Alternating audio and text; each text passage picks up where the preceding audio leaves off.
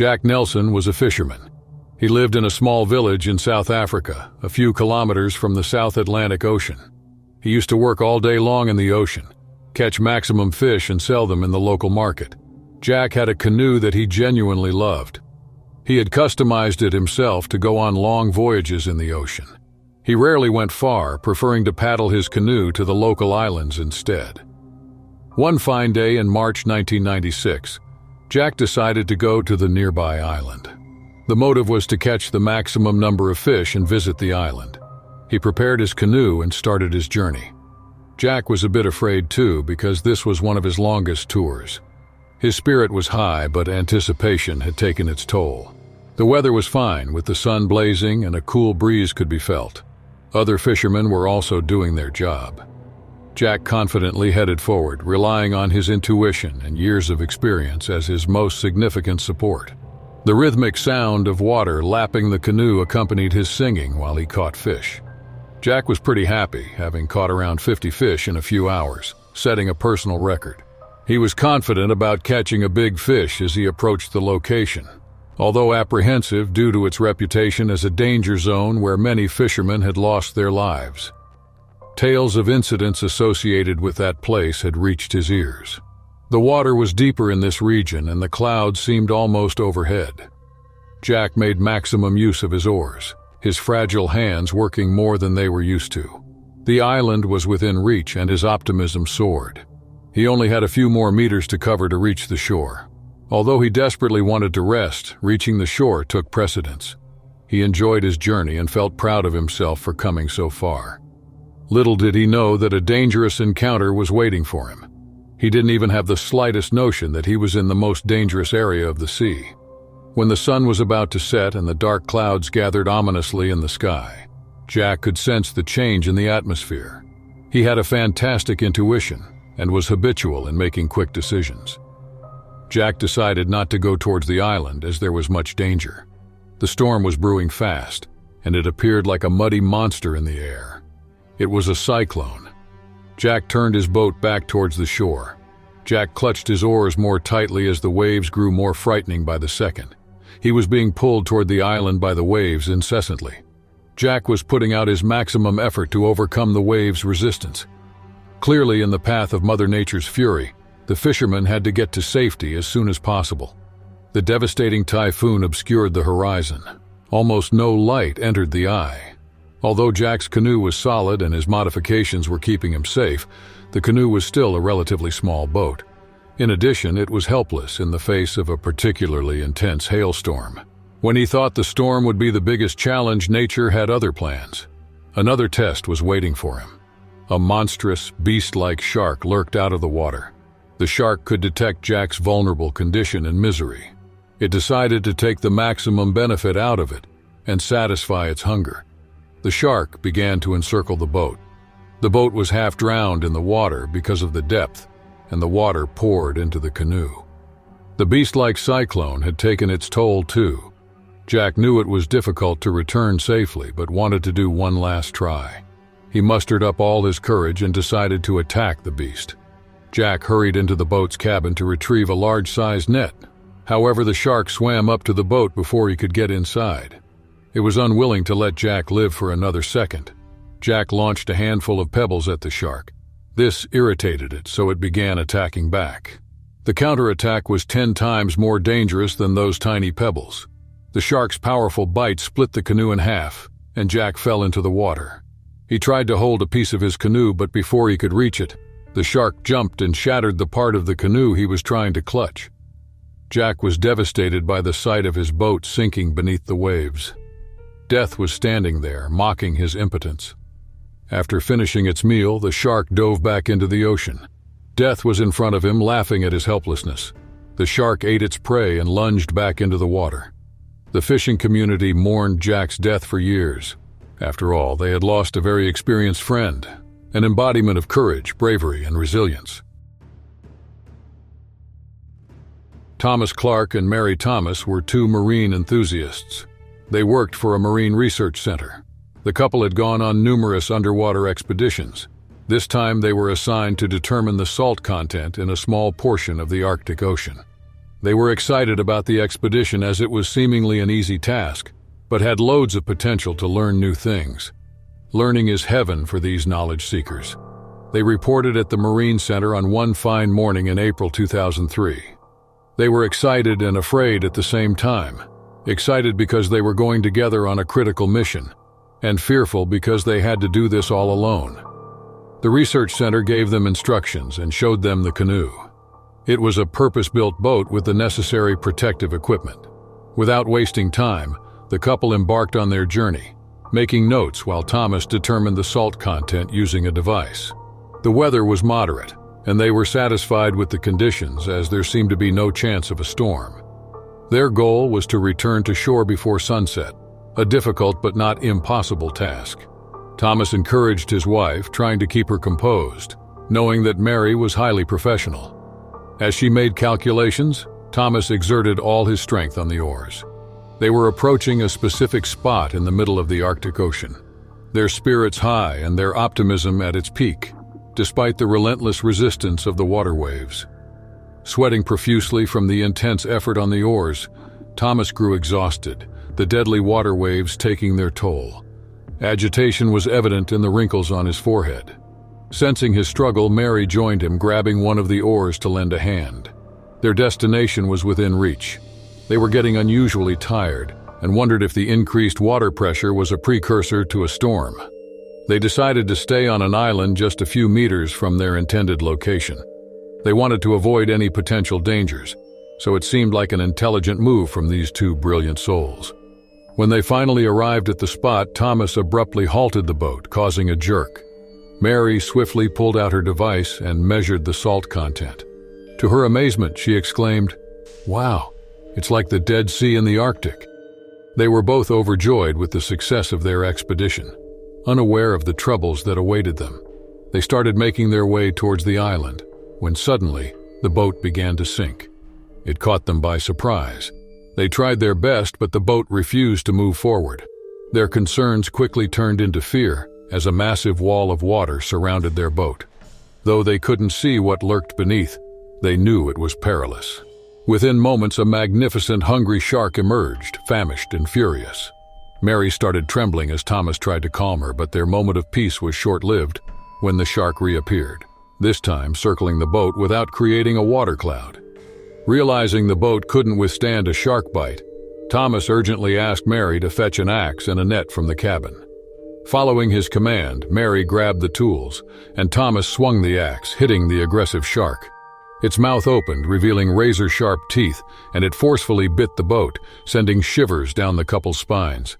The boat was now cleaved in half, leaving them on the precarious other side with only one axe, a large net, and a canoe that threatened to lose its balance at any moment. In a swift move, Thomas threw the net toward the formidable shark while Mary, defending herself, swung the axe, striking it. However, the shark retaliated, attacking Mary's fragile hand. Tears streamed down her face as her hand severed from her body, becoming a tiny particle adrift in the vast ocean. Thomas exerted all his strength to strangle the shark in his net, but he never intended to harm it, despite the significant risk he faced. After a grueling hour of relentless struggle, Thomas finally captured the shark, suspended in the net on the ocean surface. Filled with anguish and consumed by the weight of his experience, Thomas hurriedly made his way to his wife. He immediately reached for his walkie-talkie and called the rescue team for help. The Coastal Guard swiftly arrived to help the couple. Despite the nightmarish experience, the couple successfully accomplished their mission.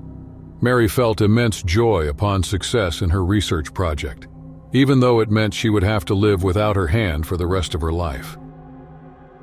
Mr. Chips Thomas was a secondary high school tutor who taught students English. But he was more than just an English teacher. He had an exciting responsibility, too. He'd take the students on thrilling recreational trips to historical and adventurous places every 2 months. Now, the school had a brilliant idea for the next trip. They decided to take the students to a beautiful island in the Pacific Ocean to get closer to nature and explore its habitat. Mr. Chips was the perfect person for this adventurous journey, so he was appointed to lead the students.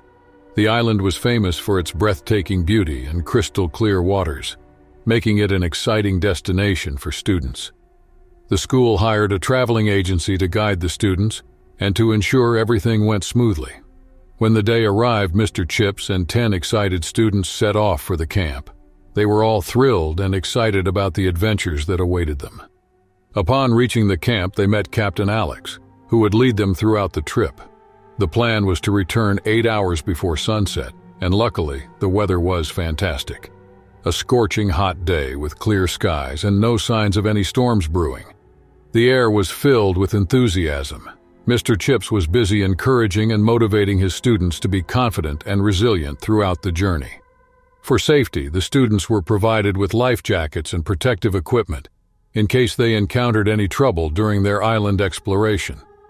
Finally, boarding the canoe and embarking on their journey, the captain enlightened them about the sea and its vibrant marine life. He also warned them about the escalating water pollution and its disastrous effects on aquatic ecosystems. Gliding through the mesmerizing azure waters, the breathtaking beauty surrounded them, accompanied by the soothing sound of high-pressure waves. As they approached the halfway mark, their destination drew closer. Mr. Chips excitedly informed the students that they were only a few kilometers from the island, prompting everyone to pack up and capture these unforgettable moments with their cameras. The students marveled at the date trees lining the island, adding to its natural splendor. Eager and curious, they bombarded Mr. Chips with questions, to which he patiently responded.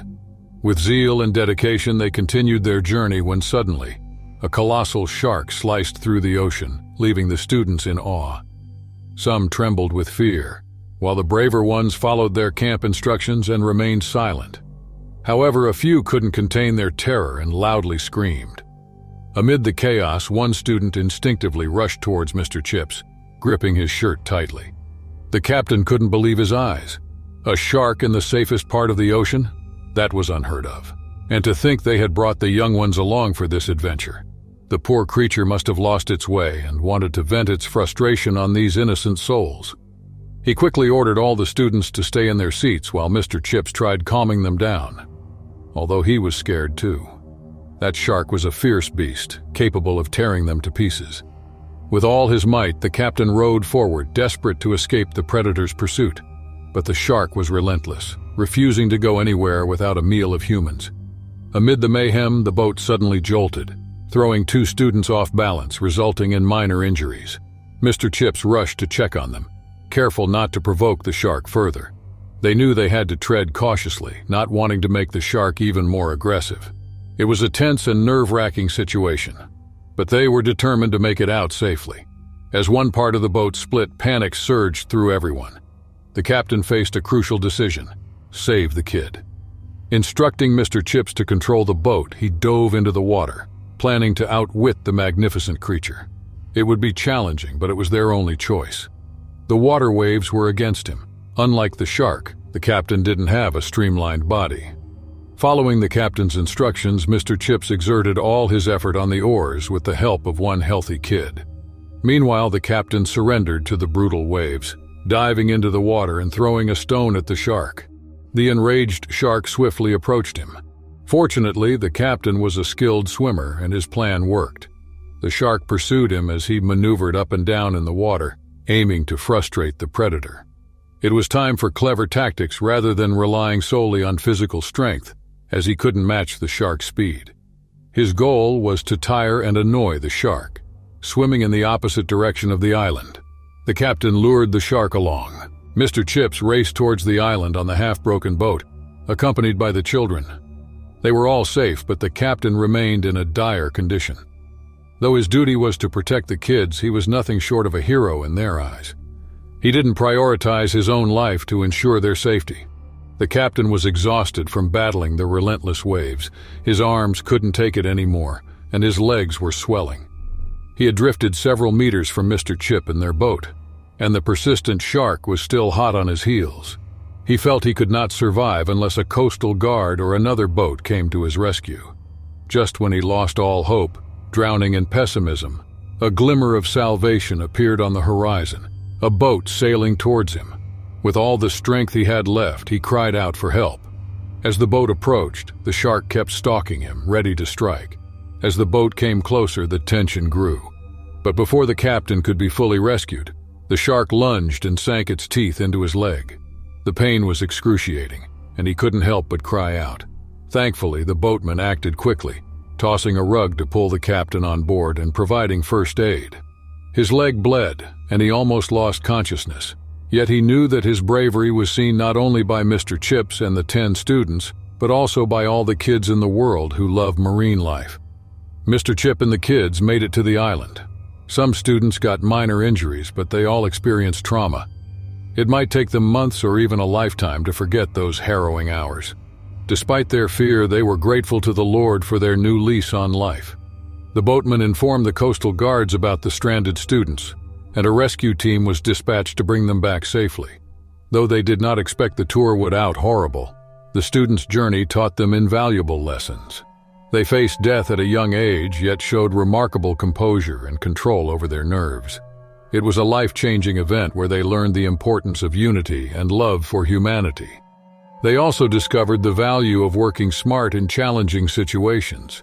For Mr. Chips, it was the toughest yet most interesting recreational trip he had ever been on. He knew he would be sharing the tale of the ocean with his students for years to come. The trip gained immense attention from research centers and media houses, with Mr. Chips, the captain, and 10 students featured in almost every magazine in town. They had become famous and were genuinely proud of themselves.